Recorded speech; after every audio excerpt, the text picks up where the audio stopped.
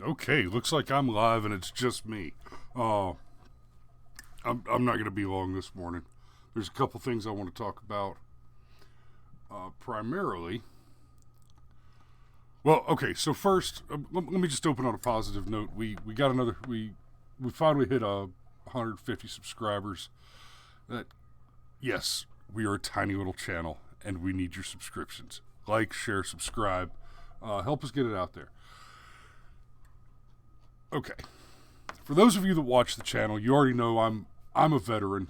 I served in Operation Enduring Freedom in Afghanistan. Uh, so I have a little bit of perspective on these matters that your average civilian keyboard warrior on Facebook screaming about Orange Man bad just does not possess.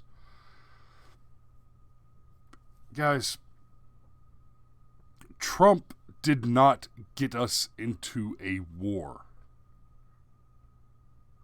No matter how this goes, Trump did not get us into a war. We have been in war in the Middle East since the beginning of the century under W. Barack Obama spent every single day of his administration at war in the Middle East. Even though his campaign was run on the promise that we would leave the Middle East, we stayed there and continued to conduct war. Barrio conducted almost 3,000 airstrikes in the Middle East, bombing 7 different countries and killing American citizens by direction, not by mistake. He didn't accidentally cause collateral damage that included American citizens. He targeted and destroyed American citizens. That is the legacy that Donald Trump is having to put up with.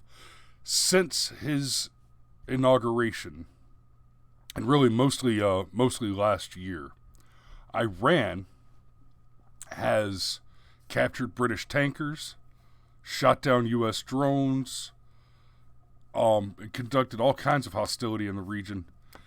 And the president has not retaliated significantly on any of these. In fact, he has hardly retaliated at all on any of these because there was no loss of life.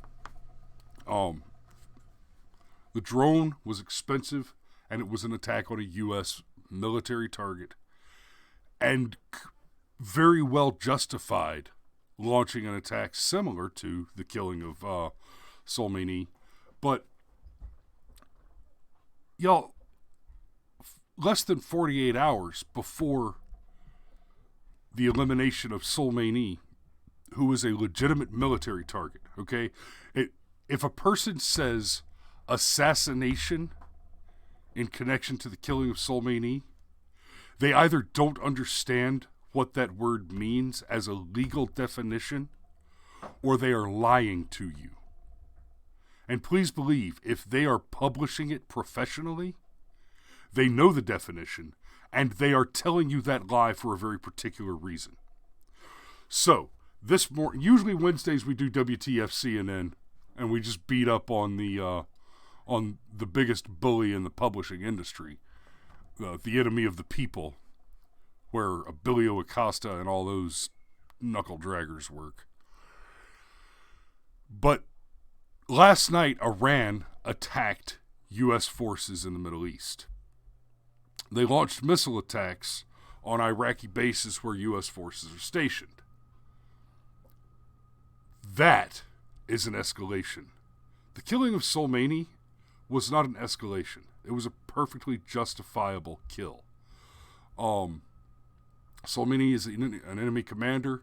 He masterminded less than 48 hours prior to his death. He had sent a mob of mercenaries, essentially. He had sent a mob of protesters to set fire to a U.S. embassy.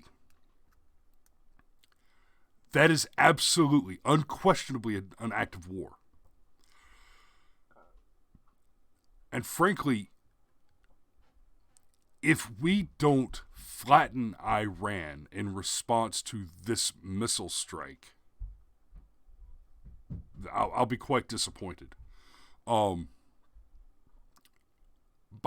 taking out Soleimani, the Donald has reestablished deterrence and the show of force.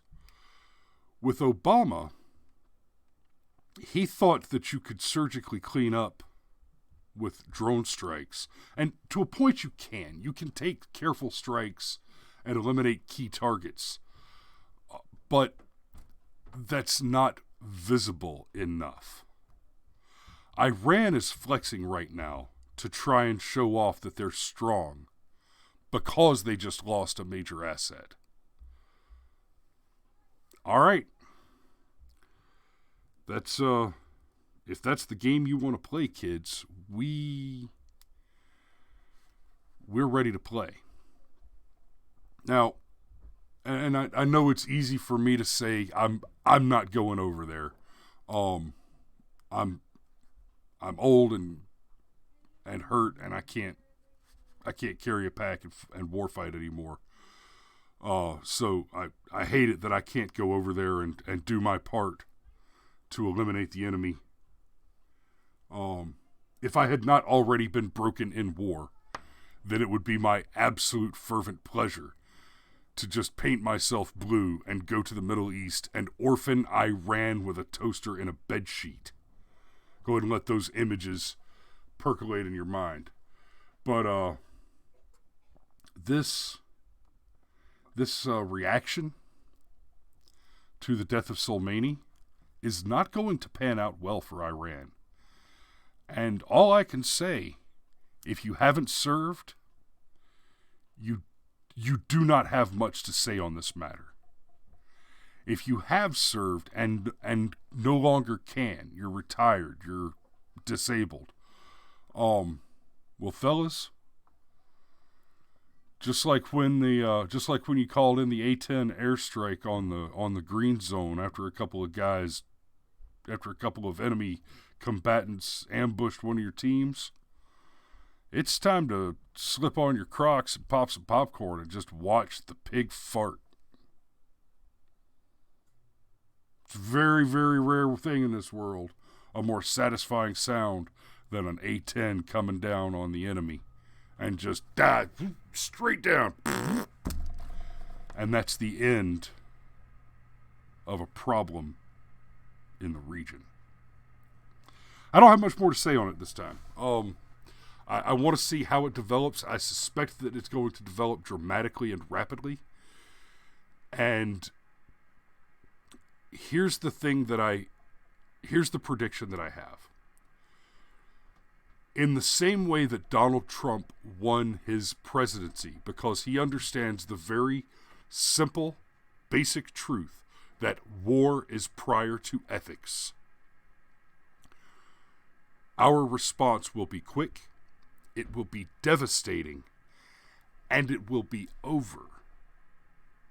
It will be a response that shuts down, that makes the conduct of an additional response by Iran mathematically improbable. And that is the correct answer.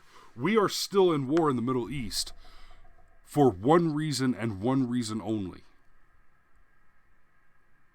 Tactically speaking. Now, there's all kind of political reasons, economic reasons. A lot of the reason that I suspect we're still in the Middle East is the right people are getting paid. But as a purely strategic and tactical matter, it's this simple. We haven't done enough damage in a short enough period of time. If 10% of the casualties that have been accrued in the Middle East over the last nearly 2 full decades could have been employed in the first year, the entire thing would have been over. Think about those numbers. 10% of all the damage done over the 20-year period amassed in a few months would have looked like an enormous amount of pain. But it would be dramatically less pain that has been caused over the nearly 20 years that we've been there. That is how you fight a war. You hit hard, you hit fast, and you be done. And you get out and go home. A long, protracted war is good for no one. But that is not to say that war is never the answer. It often is. I don't have anything else to say on the matter this morning. Y'all be safe out there. I'm sorry I wasn't funny today. Hi, Danielle. Thanks for tuning in. We appreciate you. And we will be back tomorrow morning, hopefully with good news. Yep. Pull up your socks and go to work. We'll see you tomorrow.